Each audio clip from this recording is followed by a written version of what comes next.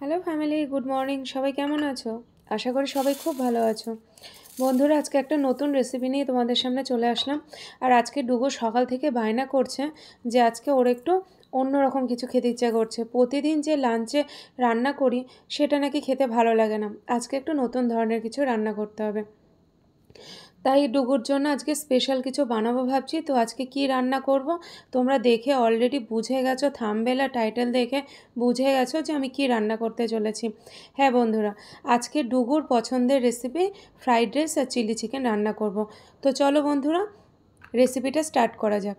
তো এখানে দেখো বন্ধুরা, ফ্রাইড রাইস তৈরি করার জন্য গাজর, ক্যাপসিকাম, পেঁয়াজ, টমেটো এগুলো সব নিয়ে নিয়েছি। তবে এখানে শুধুমাত্র যে ফ্রাইড রাইস তৈরি করার যে জিনিসগুলো সেটাই নেওয়া হয়েছে তা নয়। আমি যে চিলি চিকেনটা বানাবো, চিলি চিকেনের জন্য যে ক্যাপসিকাম লাগবে বা পেঁয়াজগুলো যে বড় বড় স্লাইস করে কাটতে হবে সেগুলোও কিন্তু একসাথে সমস্ত সবজিগুলো কেটে নিয়েছি। তো দেখো, এখানে আমি ভাতের জলটা বসিয়ে দিয়েছি। আমি যে ফ্রাইড রাইস করব, যে চালটা নিয়েছি তার জন্য যে ভাতটা বসাবো, তো এখানে দেখো হাঁড়িতে আমি জল দিয়েছি। আর জলের মধ্যে জলটা একটু ফুটে আসলে ওর মধ্যে আমি দিয়েছি এলাচ, দারচিনি আর লবঙ্গ। আর তার মধ্যে একটু রিফাইন তেল। তেলটা দিলে কি মানে ভাতটা যখন হবে ভাতটা গায়ে গায়ে লেগে যাবে না, এই কারণে একটু তেল দিয়ে দিলাম। তো বন্ধুরা, ওখানে মানে জলটা একটু ফুটে আসলে তারপরে ওর মধ্যে চালটা দিয়ে দেবো। তো ওদিকে দেখো জলটা গরম হতে থাকছে। আর এদিকে দেখো মানে একসাথে দুটো ওভেন ধরিয়েছি, কারণ বুঝতেই পারছো ফ্রাইড রাইস আর চিলি চিকেন রাঁধতে গেলে কিন্তু অনেকটা সময় লেগে যায়। তো বন্ধুরা, আজকের ভিডিওটা কিন্তু খুব সুন্দর হতে চলেছে এবং তোমাদের খুব ভালো লাগবে। তাই বলে রাখছি, ভিডিওটা স্কিপ না করে পুরোটা দেখো। তোমাদেরকে বলছি অবশ্যই খুব ভালো লাগবে তোমাদের। আর আজকে আমি ফ্রাইড রাইস আর চিলি চিকেনটা কীভাবে রান্না করছি পুরোটাই আজকে তোমাদের সাথে শেয়ার করব। তো চলো বন্ধুরা, এখানে দেখো প্রথমে আমি যে গাজরগুলো কুচি করে কেটে নিয়েছি, তো গাজরগুলো আগে ভেজে নেব। আর ভাজার জন্য যে তেলটা নিয়েছি তোমরা দেখতেই পেলে যে আমি ভাজার জন্য রিফাইন তেল নিয়েছি। আর এটা কিন্তু আমি ঘিতে ভাজবো না, রিফাইন তেলে ভাজবো। আর রিফাইন তেলের মধ্যে একটু ঘি দিয়েছি, তাহলে ঘিয়ের গন্ধটাও বেরোবে আর ভাজাটাও টেস্টি হবে। সেই কারণে পুরোটা কিন্তু ঘিয়ে ভাজলাম না, কারণ পুরো রিচ আমি কিন্তু করব না। তো যাই হোক, একে একে আমি সমস্ত সবজিগুলো কিন্তু পরপর ভেজে নেব। ক্যাপসিকাম, গাজর, তারপর বিনস, এগুলো আমি সব এক এক করে ভালো করে ভেজে তুলে নেব। তো এখানে দেখো মোটামুটি আমার সব কিছুই ভাজা হয়ে এসছে। আর কি বলো তো, এগুলো করতে না একটু সময় লাগে। তাই এটা রেডি করার জন্য যা যা জিনিসপত্র দরকার সেগুলো কিন্তু আমি আগেই সব মানে কাটাকুটি করে প্লেটে সব সাজিয়ে নিয়েছি, সেটা তো তোমাদেরকে আমি দেখালাম। আর কি বলো তো, আজকে ডুগু বাড়িতেই আছে। তবে আজকে ওকে বলেছি একদম জ্বালাতন করা চলবে না, কারণ এগুলো রাঁধতে গেলে কিন্তু বেশ অনেকটা সময়ের প্রয়োজন এবং ধীরে সুস্থে করতে হয়। কারণ এক হাতে বন্ধুরা রান্না করছি, আবার আরেক হাতে ভিডিও শ্যুট করছি, তো ভীষণ সমস্যা হচ্ছে। তো যাই হোক বন্ধুরা, এখানে আমি চিকেনটা নিয়ে নিয়েছি। আর চিকেনের মধ্যে যেহেতু আমি চিকেনটা ফ্রাই করব, চিলি চিকেন বানাবো, তো চিকেনটা ফ্রাই করার জন্য চিকেনের মধ্যে কী দিলাম, স্বাদ মতো লবণ দেবো, হলুদ দেবো, একটু লঙ্কা গুঁড়ো দেবো, একটা ডিম ফাটিয়ে দেবো, আর তারপরে একটু কর্নফ্লাওয়ার দেবো। এগুলো দিয়ে ভালোভাবে কিন্তু চিকেনটাকে মাখিয়ে নিতে হবে। আর ফ্রাইড রাইস তৈরি করার জন্য বলতে বলতে ভুল হয়ে যাচ্ছে, চিলি চিকেন বানানোর জন্য বোনলেস চিকেনটা কিন্তু দরকার। কিন্তু এটা কিন্তু পুরোপুরিভাবে বোনলেস চিকেন নয়, এই চিকেনের মধ্যে কিন্তু বোন কিন্তু একটু আছে। তো যাই হোক বন্ধুরা, এখানে খুব ভালোভাবে ম্যারিনেট করে নেওয়ার জন্য যা যা জিনিসপত্র দরকার সেগুলো দিয়ে আমি খুব ভালোভাবে এটা ম্যারিনেট করে নেওয়ার পর এগুলো ভালোভাবে ফ্রাই করব। তো এখানে দেখো আমি বেশি ডিম দেব না, যেহেতু অল্প চিকেন, কারণ দুটো মানুষের জন্য খুব বেশি দরকার পড়ে না, যেটুকু দরকার পড়ে আমি সেটুকুই নিয়েছি। তো এখানে একটা ডিম দিয়েই কিন্তু আমি এটা ম্যারিনেট করব, বেশি ম্যারিনেট করার দরকার নেই। তো দেখো সমস্ত মশলাপাতিগুলো দেওয়া হয়ে গেছে। তো ভালোভাবে আমি কিন্তু চিকেনটা মাখিয়ে নেব। আর বন্ধুরা, তোমাদের বলে রাখি আজকের ব্লগসটা একটু বড় হবে, কারণ বুঝতেই পারছো একসাথে ফ্রাইড রাইস এবং চিলি চিকেন তৈরি করা তোমাদেরকে দেখাচ্ছি। তো এটা আমি যদি মানে ভিডিওটা যদি আজকে কিছুটা দেখাই বা পরের দিন যদি ব্লগস কিছুটা দেখাই, সেটা তোমাদের ভালো লাগবে না। যেহেতু দুটো রান্না আমি একসাথে করছি, তাই একসাথেই ভাবলাম রান্নাগুলো তোমাদের সাথে মানে রেসিপিটা তোমাদের সাথে শেয়ার করি। তো আজকের ব্লগসটা কিন্তু একটু বড় হবে। তো তোমরা দেখো, অবশ্যই ভালো লাগবে।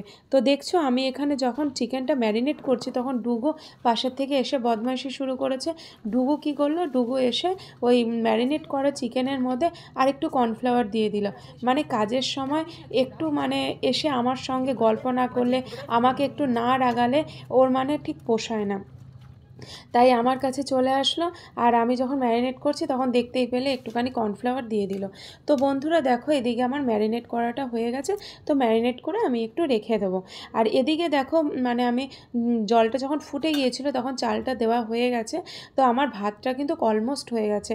আর ভাতটা যখন আমি রান্না করছি বন্ধুরা, ভাতটা কিন্তু পুরোপুরিভাবে কিন্তু বয়েল করবে না, কিছুটা সেদ্ধ থাকবে।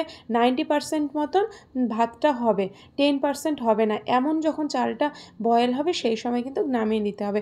তো এখানে দেখো আমি ফ্যানটা ঝরিয়ে নিয়েছি, আর একটা ছাঁকনিতে দেখো আমি ভাতগুলো ঢেলে নিয়েছি, যাতে যা জল থাকে সব যেন মানে ঝরে যায়। আর দেখো আমার ভাতগুলো কিন্তু খুব সুন্দর হয়েছে বন্ধুরা, একদম গায়ে গা লাগেনি, আর একদম পুরো ঝরঝরে হয়েছে। তো দেখো বন্ধুরা, আমি ফ্রাইড রাইসটা কীভাবে রেডি করি। আগেই আমি সমস্ত সবজিগুলো ভেজে তুলে রেখেছি। এবারে দেখো, বিরিয়ানির মতন যেমন লেয়ার দেওয়া হয় ঠিক তেমনভাবেই কিন্তু লেয়ার দেবো। প্রথমে একটা সসপ্যান নিয়েছি, যেহেতু সসপ্যান ছাড়া এই মুহূর্তে আমার কাছে আর বড় কোনো পাত্র নেই, তাই ভাবলাম সসপ্যানেই জিনিসটা রেডি করি, আর এটা নাড়াতেও আমার খুব সুবিধা হবে। তো প্রথমে সসপ্যানের মধ্যে খুব ভালোভাবে সসপ্যানের নিচটা আমি ঘি দিয়ে মাখিয়ে নিলাম। তারপরে লেয়ার করে করে তোমরা দেখতেই পাচ্ছ কিভাবে একটার পর একটা লেয়ার করে করে মোট 4টে স্টেপে আমি এই জিনিসগুলো, মানে যে ভাজা সবজিগুলো করে রেখেছি সেগুলো এক এক করে দিয়ে দিয়ে দিয়ে দিয়ে আমি এক একটা করে লেয়ার তৈরি করব। তাতে কি বলো তো, প্রত্যেকটা লেয়ারে না জিনিসগুলো খুব ভালোভাবে তৈরি হয়ে যাবে। আর অনেকে আছে যে কড়াইয়ের মধ্যে মানে একটু ফোড়ন দিয়ে তারপরে ভাতটা দিয়ে সমস্ত সবজিগুলো দাও, তাতে কি বলো তো, কড়াইয়ের মধ্যে না ভাতগুলো লেগে যাওয়ার সম্ভাবনা থাকে। সেই কারণে আমি কিন্তু এই রকম প্রসেস অ্যাপ্লাই করেছি। তবে বন্ধুরা, এই প্রসেসটা আমি কিন্তু আমার বোনের কাছে শিখেছি। তবে বোনকে আমি প্রথমবার দেখেছি এইভাবে করতে। তো এটা আমি বোনের কাছে শিখেছি। তো যাই হোক, ওদিকে আমার ফ্রাইড রাইসটা রেডি হয়ে গেছে, আর মানে যেটা আমি লেয়ার দিয়েছি সেটা রেডি হয়ে গেছে। তো ফ্রাইড রাইসের জন্য আরেকটু কাজ বাকি। কী কাজ বলো তো? দেখো, কড়াইয়ের মধ্যে আমি একটু ফোড়ন দিচ্ছি। প্রথমে তেল দিলাম, তেলের মধ্যে একটু ঘি দিয়ে তারপরে ওর মধ্যে দেখো তেজপাতা, একটু শুকনো লঙ্কা আর এলাচ, দারচিনি, লবঙ্গ দিয়ে দিলাম, আর একটু দেখো ঘি দিলাম। তাহলে ভালোভাবে একটু নাড়িয়ে চাড়িয়ে ওটা যখন ভাজা হয়ে আসবে তখন ওর মধ্যে কি করব বলো তো, আমি যখন লেয়ার দিচ্ছিলাম তখন কিছুটা বাসমতি চাল কিন্তু আমি রেখে দিয়েছিলাম, মানে যেটা আমি ভাত করেছি বাসমতি চালে। তো সেই ভাত কিছুটা রেখে দিয়েছি। দেখো, ওই ভাতটা আমি কড়াইয়ের মধ্যে দিলাম, কারণ যে ফোড়নটা আমি ব্যবহার করব সেটা কি বলো তো, মানে কড়াইতে দিয়ে গরম করে যদি ওই যে সসপ্যানে আমি লেয়ার দিলাম তখন দিলে কি বলো তো, জিনিসটা ঠিক ভালোভাবে প্রত্যেকটা জায়গায় লাগবে না। তাই ভাবলাম কিছুটা ভাত নিয়ে আগে কড়াইতে ভালোভাবে ফোড়নের সাথে মাখিয়ে ঝুঁকিয়ে তারপরে এই ভাতগুলো সসপ্যানের মধ্যে ঢেলে দিলে তারপরে আমি সসপ্যানটা কী করে নাড়াই তোমরা দেখো, কারণ কিছুটা মশলাও তো দিতে হবে।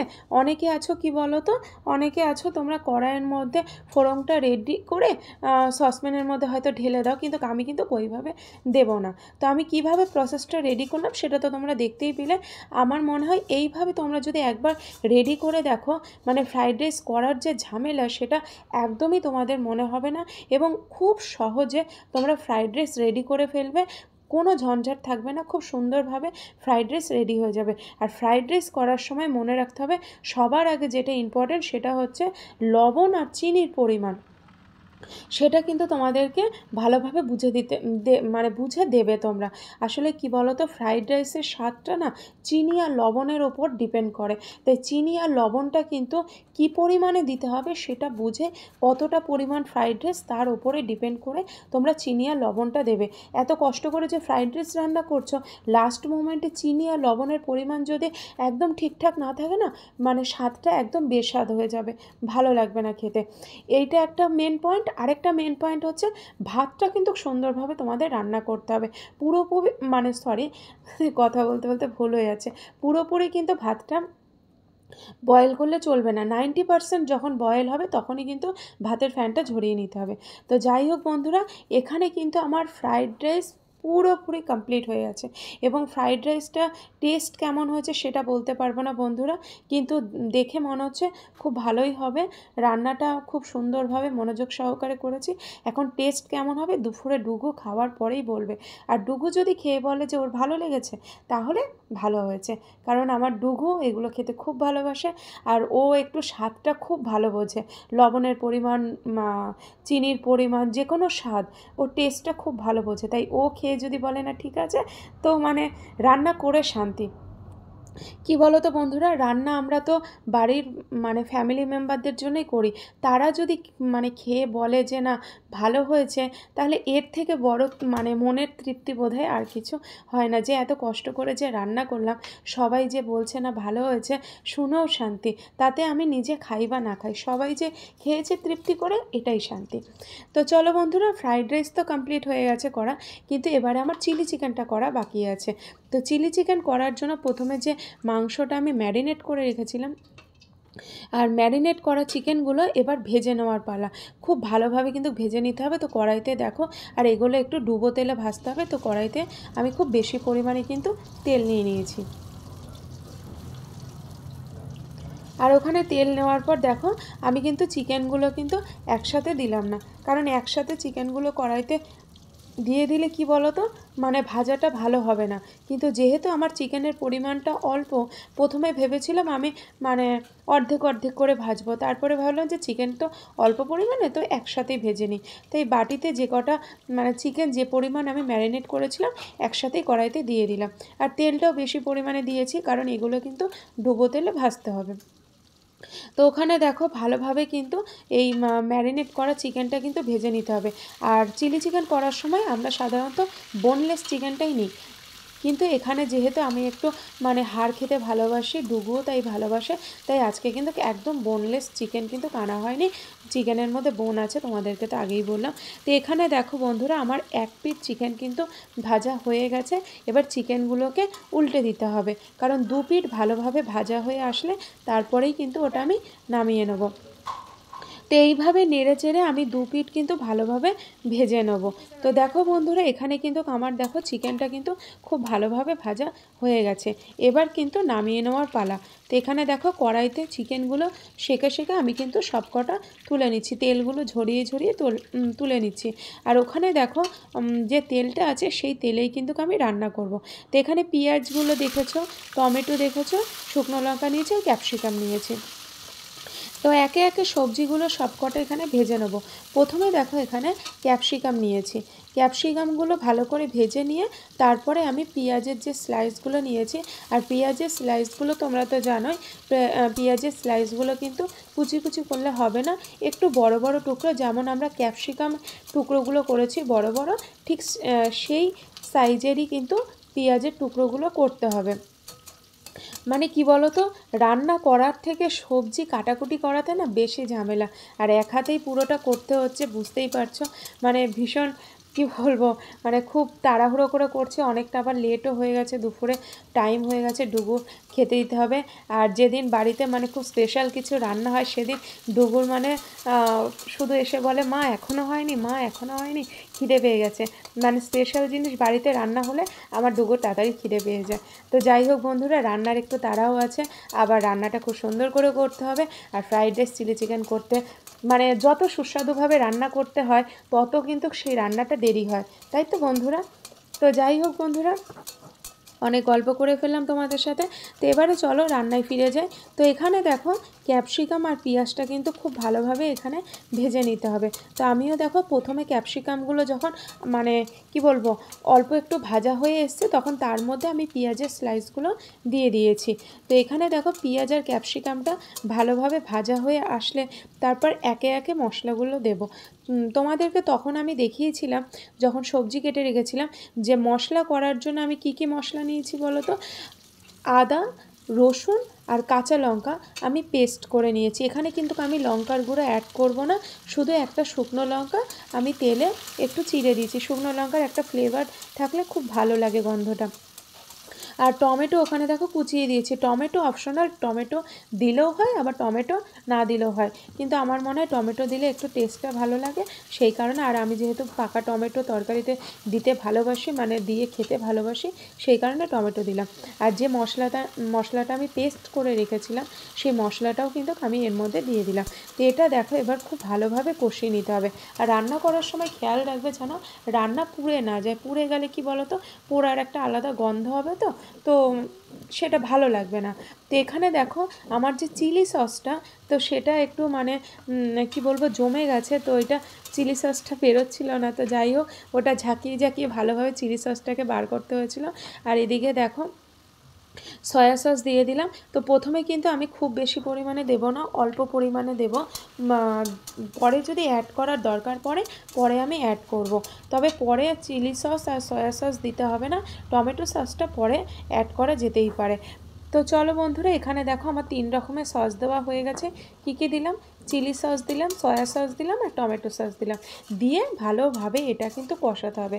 আর আমি কিন্তু আমার প্রত্যেকটা রান্নায় তোমাদেরকে একটা কথাই বলি, কি বলো তো, খুব ভালোভাবে কষাতে হবে। রান্না যত ভালোভাবে কষানো যায়, রান্নার টেস্ট কিন্তু তত ভালো হয়। তো চলো এখন একটু ভালোভাবে কষিয়ে নিই। আর এর মধ্যে দেখো স্বাদ মতো লবণ আর স্বাদ মতো লবণ আর হলুদ দিতে হবে।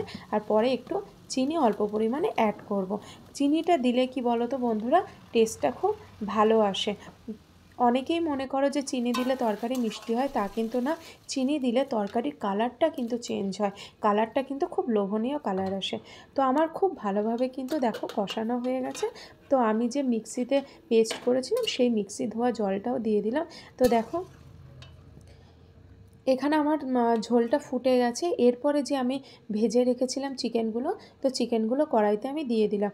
খুব বেশি কিন্তু সময় লাগবে না এটা করতে, কারণ যেহেতু আগে থাকতেই ভাজা করা আছে। তো একটুখানি বয়েল হতে ভাজতেই তো বয়েল হয়ে গেছে চিকেনগুলো। তবু যতটা সম্ভব আর একটুখানি ফুটিয়ে নামালে এটা ভালো লাগে। তো আমার মনে হলো যে নামাবার আগে একটু যদি টমেটো সস অ্যাড করা যায়, তো এটা আরও খেতে টেস্ট হবে। কারণ চিলি চিকেনের মধ্যে আমার মনে হয় টমেটো সসটা খুব ইম্পর্ট্যান্ট একটা পার্ট, যেটা খুব ভালো লাগে খেতে। আর মানে চিলি চিকেনের কি বলবো, স্মেলটাও খুব ভালো আসে, টেস্টটাও খুব ভালো আসে। তো এখানে দেখো আমার তরকারিটা ফুটে গেছে। আর ঢাকনাটা ঢেকে দিলাম না, কারণ ঝোলটা যদি অনেকটা শুকিয়েছে তাহলে একেবারে শুকিয়ে যাবে। আর চিলি চিকেন কি বলো তো, একটু হালকা গ্রেভি থাকবে, সেই সময় নামাতে হবে। একেবারে শুকিয়ে নামালে ওটা টেনে যাবে, এই কারণে। তো এখানে আমার আরেকটা জিনিস অ্যাড করতে হবে। বলো তো আমি এখানে কোন জিনিস অ্যাড করব? এখানে আমি একটু কর্নফ্লাওয়ার অ্যাড করব। কর্নফ্লাওয়ার জলে গুলে অ্যাড করব। তাহলে কি বলো তো, ওটা একটু মাখো মাখো হবে, ঝোলটা একটু টাইট হবে। মানে বলতে চাইছি, মানে কর্নফ্লাওয়ার দিলে একটু মাখো মাখো টাইপের হবে। যেটা কি বলো তো, আমরা যখন লাউ চিংড়ি রান্না করি বা চাল কুমড়ো রান্না করি, তখন দেখবে অনেকে, মানে আমাদের মা ঠাকুমাদের দেখেছি, নামাবার আগে, লাউয়ের তরকারি নামাবার আগে একটু ময়দা ছিটিয়ে দেয়, অনেকে আবার কর্নফ্লাওয়ার ছিটিয়ে দেয়। তো তাতে কি বলো তো, জিনিসটা বেশ মাখো মাখো, মানে আমার মা বলে, মানে যে কথাটা বলে সেটা হচ্ছে মানে ঘ্যাটা ঘ্যাটা টাইপের হয়। তো এখানে তো ঘ্যাটা ঘ্যাটা টাইপের করবো না, তো একটু মাখো মাখো হবে। তো এখানে দেখো আমার চিলি চিকেনটা অলমোস্ট রেডি হয়ে গেছে। তো এবার কড়াই থেকে নামিয়ে নেব। তো আমার দেখো ফাইনালি চিলি চিকেনটা রেডি হয়ে গেছে। আর একটা পাত্রে দেখো ঢেলে নিয়েছি। তো এখানে দেখো বন্ধুরা, আমার চিলি চিকেন মানে পুরোপুরিভাবে কমপ্লিট হয়ে গেছে। তো চিলি চিকেন দেখেছো, কথা ভুল বলছি, চিলি চিকেনটা দেখতে কেমন হয়েছে অবশ্যই কমেন্ট করে জানিও। আর আজকের ভ্লগসটা তোমাদের কেমন লাগলো অবশ্যই কমেন্ট করে জানাবে। তো আজকে আমার রেসিপি ছিল ফ্রাইড রাইস আর চিলি চিকেন। কেমন লাগলো কমেন্ট করবে।